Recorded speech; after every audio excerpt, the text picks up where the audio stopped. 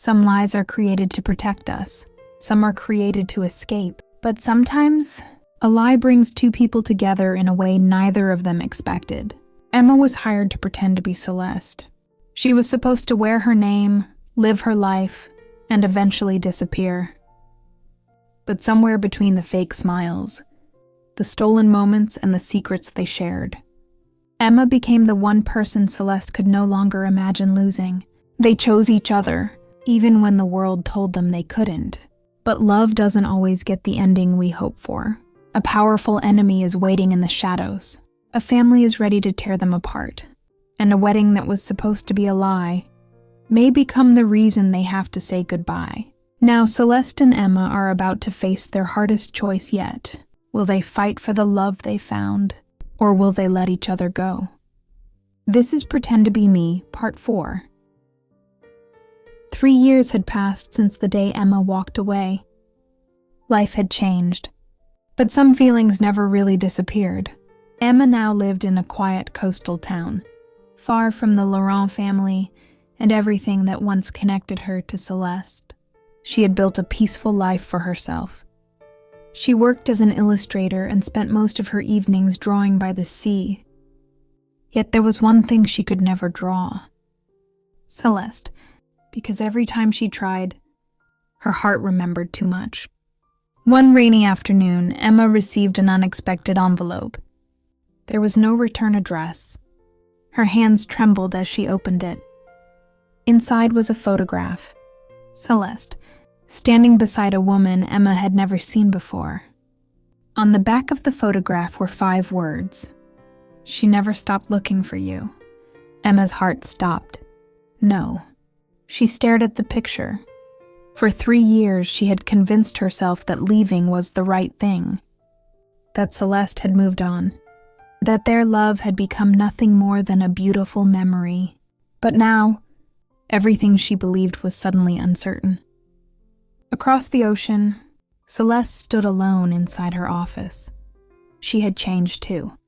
She was no longer the woman who blindly followed her family's orders.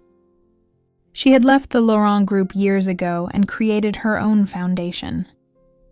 But every night, she still kept one thing inside the top drawer of her desk: Emma's goodbye letter. She had read it hundreds of times. Then her assistant entered. "Ms. Laurent?" Celeste looked up. "We found her." Celeste froze. Her voice barely came out. "Emma?" The assistant nodded. "She's alive. For the first time in 3 years." Celeste smiled. But then the assistant added, "There's something else you need to know." Celeste's smile disappeared. "What?" "Victoria knows where she is too." Emma stood on the balcony of her small apartment. She couldn't stop thinking about the photograph. Why had someone sent it? And who was the woman standing beside Celeste? Her phone suddenly rang. Unknown number.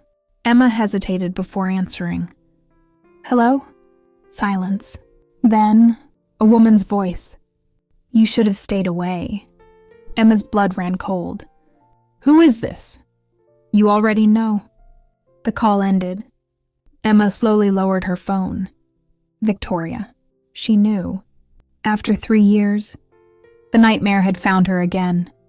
That same evening, a black car stopped outside Emma's apartment. She looked through the window.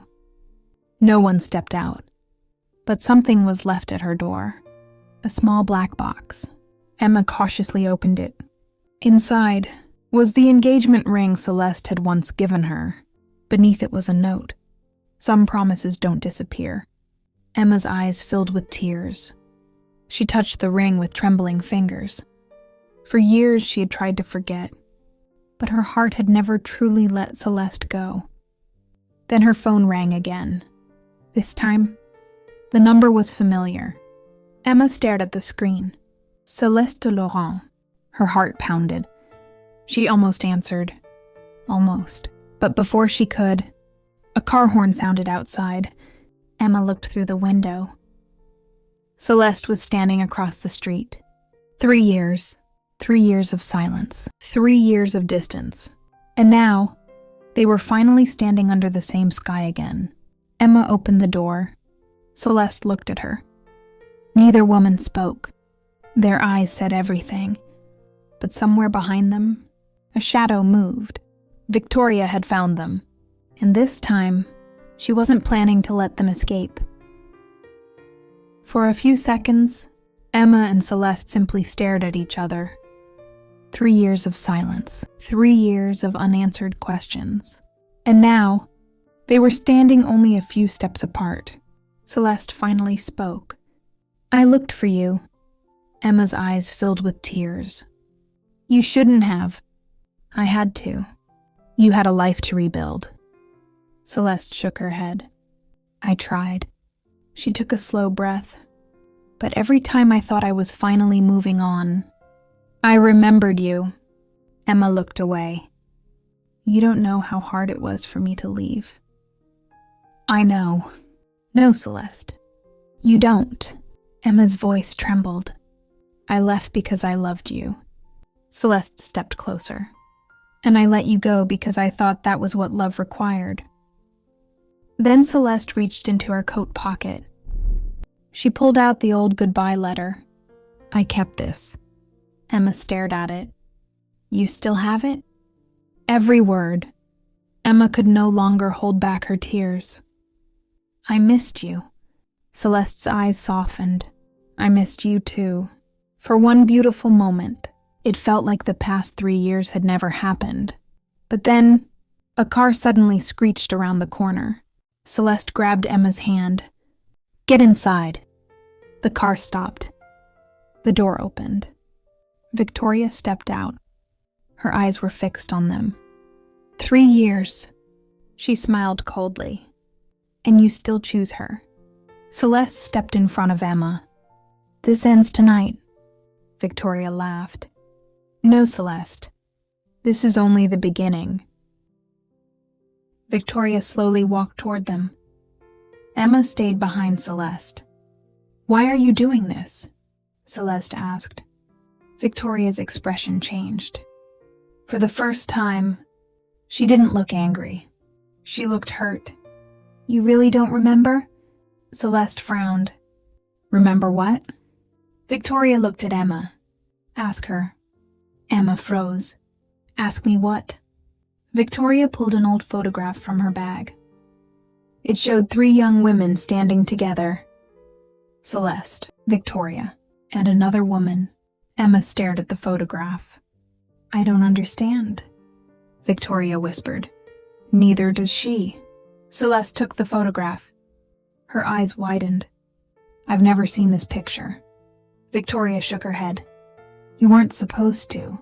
She pointed at the 3rd woman. "That's my sister." Emma looked confused. "What does she have to do with me?" Victoria's eyes filled with tears. "Everything." Celeste stared at her. "What happened to your sister?" Victoria looked directly at Emma. "She disappeared 3 years ago." Emma's face went pale. "Why are you telling me this?" "Because before she disappeared," Victoria's voice broke. "She was investigating the Laurent family." Celeste looked at the photograph again. "What was she investigating?" Victoria slowly answered, "Your family's biggest secret." Emma felt a chill run through her. "And you think I know something?" Victoria shook her head. "No, I think someone used you." Celeste's expression hardened. "Who?" Victoria looked toward the mansion in the distance. "Your father." Celeste froze. "My father?" Victoria nodded. "The marriage, the fake identity, even the reason Emma was brought into your life. It wasn't an accident." Emma stared at Celeste. Celeste stared back. Suddenly, everything they thought they knew about their love story began to fall apart. Victoria stepped backward. "Now you understand why I never wanted you to marry her."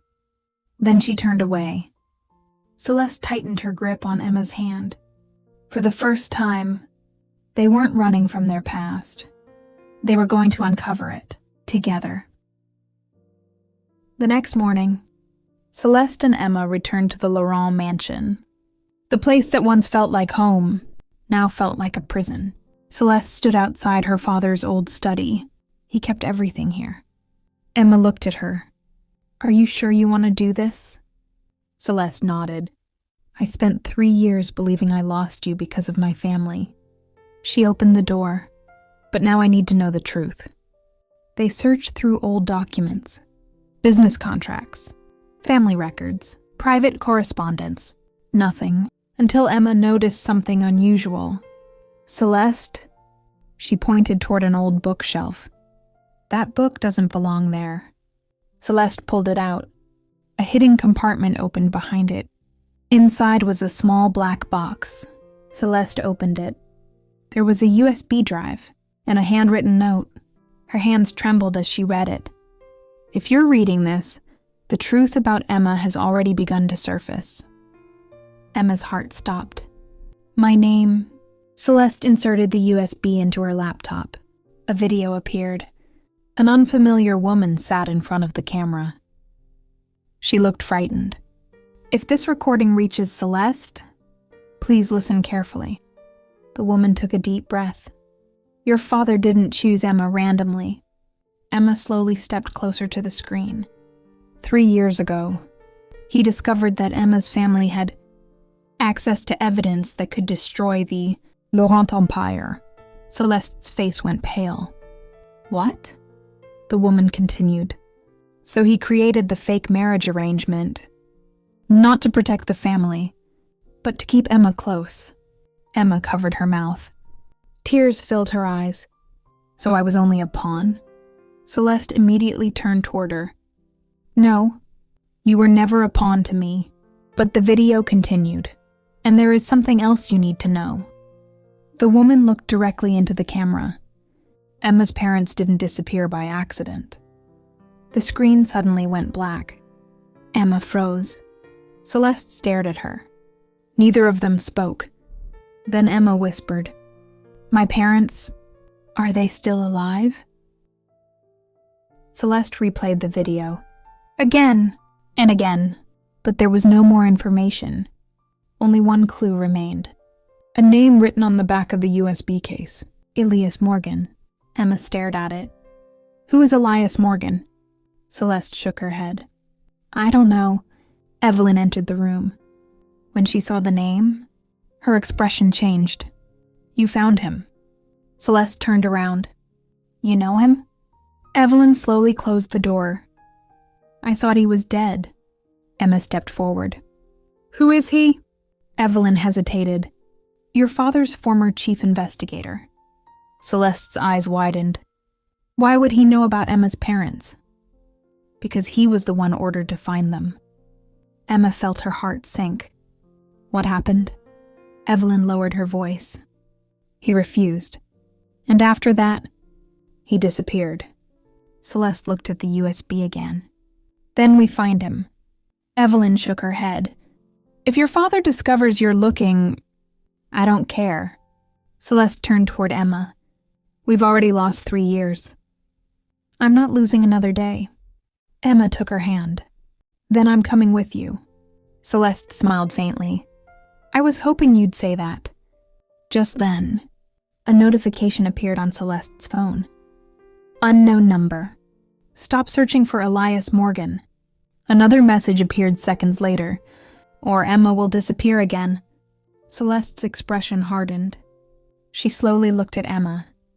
Someone was still watching them. And this time, they knew exactly where to find them. The warning on Celeste's phone stayed on the screen. "Stop searching for Elias Morgan." Emma stared at it. "Whoever sent this knows we're looking for him." Celeste put her phone away. "Then we have to find him before they do." Evelyn quietly placed an old photograph on the table. "I know where Elias might be." Celeste looked at her. "Where?" "A small town near the northern coast. He disappeared there 3 years ago." Emma immediately stood. "Then let's go." Celeste looked at her. "You don't have to come." Emma shook her head. "I'm not running away from you again." A few hours later, their car stopped outside an old seaside house. The place looked abandoned. Celeste knocked. No answer. She knocked again. Then the door slowly opened. An older man stood behind it. His face became pale when he saw Celeste. "You shouldn't have come." Celeste stepped forward. "Are you Elias Morgan?" The man remained silent. Emma showed him the photograph. "We need answers." Elias looked at Emma. For several seconds, he couldn't speak. Finally, he whispered, "Your parents, they're alive." Emma froze. Tears immediately filled her eyes. "What did you say?" Elias looked toward the road. "But if you want to find them, you need to know what your father did first." Suddenly, a car approached in the distance. Elias's expression changed. "Get inside. Now." Elias quickly locked the door. Celeste looked through the window. A black SUV had stopped outside. Emma's breathing became unsteady. "Is that them?" Elias nodded. "They found us." Celeste grabbed Emma's hand. "We need another way out." Elias opened a hidden door behind an old cabinet. "It leads to the back road." Emma looked at him. "You're coming with us." Elias shook his head. "No, you need someone who knows the truth." "And that's me." Celeste refused to leave. "We're not abandoning you." Elias gave her a tired smile. "You sound exactly like your mother." Celeste froze. "My mother?" Before she could ask another question, the front door suddenly shook. Someone was trying to break it open. Elias pointed toward the hidden passage. "Go!" Celeste pulled Emma inside. They ran through the narrow tunnel. Behind them, the door finally broke open. Someone shouted, "Find them!" The three of them reached the other side. Elias led them toward an old vehicle hidden behind the trees. They quickly climbed inside. As the car sped away, Emma looked at Elias. "Please, tell me about my parents." Elias stared at the road ahead. "Your father discovered that your parents had evidence against the Laurent family, but they refused to hand it over." Emma's eyes filled with tears. "So he made them disappear?" Elias nodded. "But that's not the worst part." Celeste looked at him through the rearview mirror. "What could possibly be worse?" Elias slowly answered, "Your parents weren't the only ones who knew the truth." He looked at Emma. "Victoria's sister knew too." Emma's heart stopped. "Then where is she?" Elias tightened his grip on the steering wheel. "That's what we've been trying to find out for 3 years." In the distance, another black vehicle appeared behind them. They were being followed again. And this time, there was nowhere left to hide. The black vehicle followed them through the winding coastal road. Elias kept driving. Celeste looked through the rear window. "They're still behind us." Elias nodded. "We need to lose them." Emma held tightly onto Celeste's hand. For 3 years, she had believed that leaving Celeste was the only way to protect her. But now, she understood something. Running away had never protected either of them. It had only taken 3 years of their lives. "Elias," he looked at her through the mirror. "Take us somewhere safe." "Where?" Emma looked at Celeste. Then she smiled through her tears. "Back to the place where everything began." Hours later, they arrived at an abandoned Laurent property outside the city. Emma stepped out of the car. Celeste followed. The place was quiet, almost forgotten. Emma looked at her. 3 years ago, I walked away because I thought loving you meant leaving you." Celeste's eyes filled with tears. "And I let you go because I thought loving you meant sacrificing my happiness." Emma stepped closer. "But I was wrong," Celeste whispered. "So was I." Emma took a deep breath. "I spent 3 years trying to forget you." She smiled sadly. "I couldn't." Celeste reached for her hand. "I never stopped loving you." Emma looked into her eyes. "Then don't let me walk away again." Celeste pulled her into her arms. They held each other tightly. For the first time in 3 years, neither of them was pretending. But suddenly, Elias rushed outside. "We have to go." Celeste turned. "Why?" Elias looked toward the road. "They found us." A black SUV appeared in the distance. Emma looked at Celeste. Celeste squeezed her hand. This time, they wouldn't run separately. They would face everything together. The black SUV stopped outside the property. Victoria stepped out, but she wasn't alone. Celeste's father walked beside her. Emma froze. Her eyes widened. "So it was you?"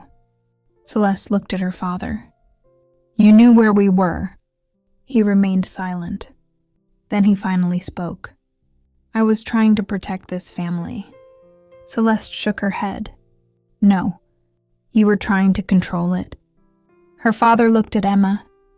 "She was never supposed to become part of your life." Emma stepped forward. "But I did." Celeste took Emma's hand. "And she's staying." For the first time, Celeste's father had nothing to say. Victoria looked at them, then slowly lowered her eyes. "I spent years blaming Emma." She looked at Celeste. "But I was wrong." Celeste frowned. "What changed?" Victoria took out an old photograph. "My sister left this before she disappeared." She handed it to Emma. On the back was a message. "Don't let them make you believe love is the enemy." Emma's eyes filled with tears. Victoria stepped away. "I'm done fighting you." Then she walked toward the car. Celeste's father remained behind. He looked at his daughter. "You would really give up everything for her?" Celeste smiled. "I already did, but I gained something more important." She looked at Emma. "Someone who loves me for who I am." Her father finally turned away. "Then live with your choice." He walked away. The silence that followed felt different, peaceful. Emma looked at Celeste. "So, after everything..." Celeste smiled. "You still want me?" Emma laughed through her tears. "I came all this way to find you." She stepped closer. "So I think you already know the answer." Celeste gently held her face. "No more pretending?" Emma shook her head. "No more pretending." They kissed beneath the evening sky. Not as heiress and hired stand-in, not as two women trapped in someone else's plan, but simply as Celeste and Emma, two people who had lost each other, found each other again, and finally chose to stay. Sometimes the greatest love story begins with a lie, but the most beautiful ending is when you finally choose the truth. And just like that, the pretending was finally over. Emma was never supposed to become part of Celeste's life. She was only hired to wear her name. But somehow, she became the woman who owned Celeste's heart.